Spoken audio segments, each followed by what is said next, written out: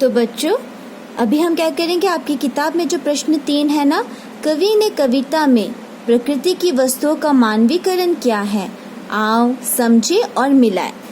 तो बच्चों यहाँ पे क्या है, देखो इस तरफ देखो कुछ कुछ शब्द है, बूंद, अंबर, बादल, धूप, और इस तरफ है पुलकी मुस्कान, काली पुतली, अमृत और नीला नयन। तो बच्चों कविता में हमने पढ़ा था ना कि बूंद को कवि ने अमृत, ठीक है, बूंद को कवि ने अमृत कहा है। उसी तरह अंबर, बादल और धूप को कवि ने क्या कहा होगा, अभी हम एक एक करके मिलाएंगे, ठीक है। तो बच्चों अभी हम एक एक करके देखते हैं, ठीक है। कवि ने बूंद को अमृत के समान कहा था। देखो यहाँ पे लिखा ही हुआ है, देखो, धरती के सूखे अधरों पर गिरी बूंद अमृत सी आकर। तो बूंद अमृत की तरह धरती पर गिरी थी, इसलिए बूंद को अमृत के साथ जोड़ दिया। अभी अंबर के साथ क्या होगा, तो बच्चों यहाँ पे देखो, नीले नयनों सा ये अंबर, तो ये अंबर है और यहाँ पे नीला नयन है, तो अंबर को नीले नयन के साथ जोड़ दो, ठीक है बच्चों। क्योंकि बच्चों कवि ने क्या कहा था, जो अंबर यानी हमारा जो आकाश है ना, वो किसकी तरह दिखने में है, नीले नीले नयन यानी नीले नीले आँखों की तरह दिखने में है हमारा आकाश। इसके बाद बच्चों क्या है, बादल है ना, तो बादल हमें कैसे किसके साथ जोड़ेंगे बच्चों, तो यहाँ पे बादल को क्या कहा था, नीले नयनों सा ये अंबर, काली पुतली से ये जलधर। तो बादल को हम क्या कहा था कवि ने, जो बादल है, बादल का रंग काला होता है और वो काली पुतली के समान है, ठीक है, तो यहाँ पे काली पुतली आएगा। फिर उसके बाद देखो बच्चों, धूप, धूप यानी घास था, तो उसमें क्या था, हरी दूब पुलकी मुस्काई, यानी हरी दूब खुशी से मुस्कुराने लगी थी, तो धूप को हम पुलकी मुस्काई के साथ जोड़ देंगे बच्चों। और देखो बच्चों ये हमारा सब कुछ मिल गया है। तो बच्चों अभी हम करेंगे पाठ के आसपास। तो पहला प्रश्न क्या दिया है, भारत में कुल 6 ऋतुएं होती है, उनके नाम लिखो, इनमें से तुम्हें सबसे प्रिय कौन सी ऋतु लगती है, उसके बारे में 5 पंक्तियां लिखो। तो बच्चों इस प्रश्न में क्या कहा गया है कि हमारे भारत में ना 6 ऋतुएं होते हैं, तो उन सारी ऋतुओं के हमें नाम लिखने हैं और उनमें से आपके सबसे प्रिय ऋतु कौन सी है उसके बारे में 5 पंक्तियां लिखनी है। तो चलो बच्चों हम इसका अभी उत्तर लिखते हैं। स्टूडेंट, भारत में 6 ऋतुएं हैं। पहला बसंत ऋतु, उसके बाद ग्रीष्म ऋतु, उसके बाद हमारा आता है वर्षा ऋतु, उसके बाद शरद ऋतु आता है, फिर हेमंत ऋतु आता है और उसके बाद शीत ऋतु आता है। स्टूडेंट, सबसे पहले हम बसंत ऋतु के बारे में बात करेंगे। बसंत ऋतु फरवरी के महीने में आता है, जब बच्चों नए नए रंग बिरंगी फूल खिलने लगते हैं, पेड़ और पौधे पर नए पत्ते आने लगते हैं, चिड़िया चहकने लगती है, और इस समय हम क्या मनाते हैं, सरस्वती पूजा भी तो मनाते हैं ना। तो इस समय नए नए पेड़ पौधे फूल खिलने लगते हैं और चारों ओर हरियाली भी छा जाती है। उसके बाद बच्चों हमारा आता है ग्रीष्म ऋतु। ग्रीष्म ऋतु यानी जो गर्मी का मौसम होता है, तो ग्रीष्म ऋतु में बहुत गर्मी होने लगती है, तेज धूप आने लगती है ना, तो गर्मी का दिन बहुत लोगों को पसंद नहीं आता है। तो बसंत ऋतु के बाद ग्रीष्म ऋतु आता है। ग्रीष्म ऋतु हमारा मई महीने से शुरू होता है, मई से ये सितंबर तक रहता है ना बच्चों। ग्रीष्म ऋतु के बाद आता है वर्षा ऋतु, है ना। वर्षा ऋतु में क्या होता है, बहुत तेज बारिश होने लगती है ना, जहाँ पे किसानों को मदद मिलती है ना, उनकी खेत में पानी आता है, पेड़ पौधों को नया जीवन मिलता है, सारे वातावरण में बहुत शीतलता हो जाती है, हम गर्मी से भी बच जाते हैं ना, जो बहुत तेज गर्मी होती है। और फिर जब वर्षा होने लगती है तो हमें कितनी आराम मिलता है, हमें गर्म से भी हमें छुटकारा मिलता है। तो ग्रीष्म ऋतु के बाद आता है वर्षा ऋतु। बच्चों, वर्षा ऋतु के बाद आता है शरद ऋतु, और ये ऋतु अक्टूबर के महीने से शुरू हो जाता है। बच्चों इसमें क्या होता है, जैसे आपको इस फोटो में दिखाई दे रहा है ना, देखो पेड़ के पत्ते सूख गए हैं और बहुत सारे पत्ते जमीन पर भी गिर गए हैं। तो इस समय क्या होता है, जितने भी पेड़ में लगे हुए पत्ते होते हैं ना, वो पुराने हो जाते हैं, सूख जाते हैं, मुरझा जाते हैं और वो जमीन में गिर जाते हैं। तो इन्हें हम क्या कहते हैं, शरद ऋतु कहते हैं। बच्चों, शरद ऋतु के बाद आता है हेमंत ऋतु। ठीक है, हेमंत ऋतु क्या होता है बच्चों, इस समय ना ठंडे दिन, ठीक है, ठंडे दिन की शुरुआत होने लगती है, मतलब सर्दी आने लगती है धीरे धीरे करके। ये बच्चों नवंबर, ठीक है, नवंबर के अंत में और दिसंबर तक हेमंत ऋतु होता है। ठीक है, जब हमें ठंड लगने लगती है, हमें सर्दी लगने लगती है, तब मौसम क्या होता है, ठंडा होता है ना, तो इस ऋतु को हम हेमंत ऋतु कहते हैं। बच्चों इसके बाद आता है हमारा शीत ऋतु। शीत ऋतु जनवरी, ठीक है, जनवरी और फरवरी के महीने में, फरवरी के आधे महीने तक रहता है, जब बहुत ज्यादा ठंड होने लगती है। ठीक है, बहुत ज्यादा ठंडी, बहुत ज्यादा सर्दी होने लगती है, हम स्वेटर पहने बिना रह ही नहीं सकते हैं कि नहीं, हम आग जलाते हैं अपने आप को गर्म रखने के लिए। तो शीत ऋतु जो होता है ना, वो बहुत ज्यादा उसमें उस समय ठंड होने लगती है। तो ये रहे बच्चों हमारे 6 ऋतुओं के नाम, इसे अच्छे से याद रखना। बच्चों आप सबसे ये भी प्रश्न पूछा गया था ना कि आपको कौन सा ऋतु सबसे ज्यादा प्रिय लगता है। तो बच्चों मुझे सबसे प्रिय ना वसंत ऋतु लगता है। और क्यों लगता है, तो इसके 5 पंक्तियां भी लिखने के लिए बोला था, तो मैंने पहला लिखा है, भारत में बसंत ऋतु को सभी ऋतुओं का राजा माना जाता है। यानी हमारे भारत में 6 ऋतुएं हैं ना, तो उनमें से बसंत ऋतु जो होता है ना, वो सभी ऋतुओं का राजा होता है। क्यों?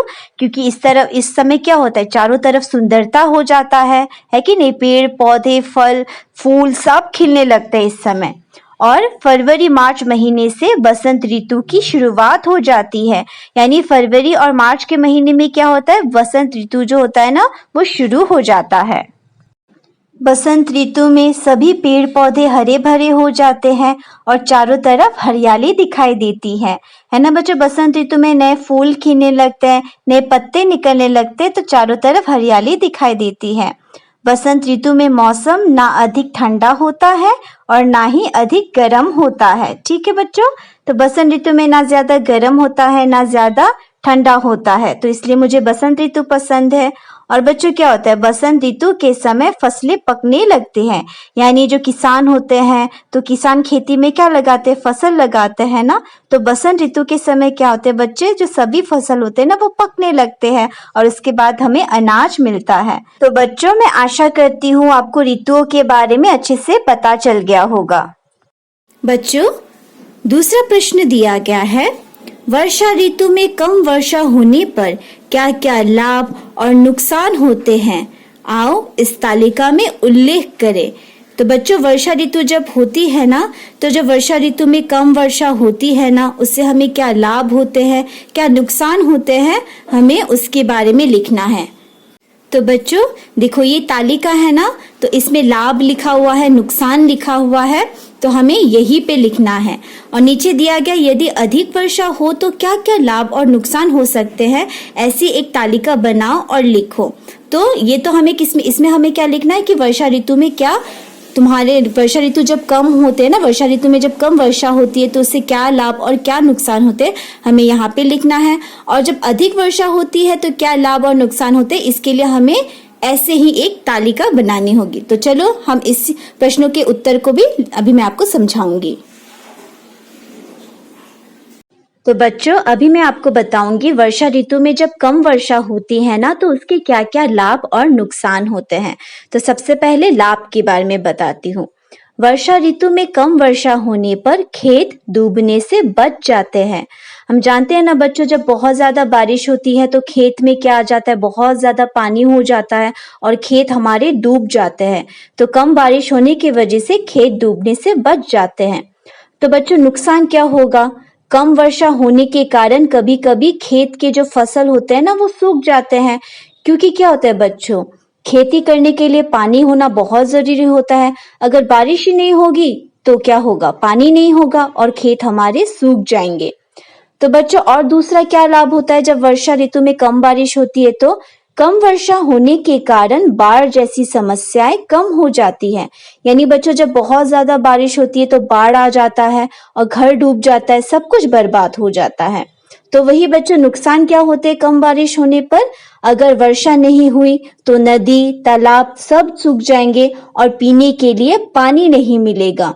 है ना बच्चों। जब बारिश कम हो जाती तो क्या हो जाएगा, नदी और तालाब के पानी सूख जाएंगे। तो इससे क्या होगा, पशु पक्षियों को पीने के लिए जल नहीं मिलेगा और जीवन समाप्त हो जाएगा बिना जल के।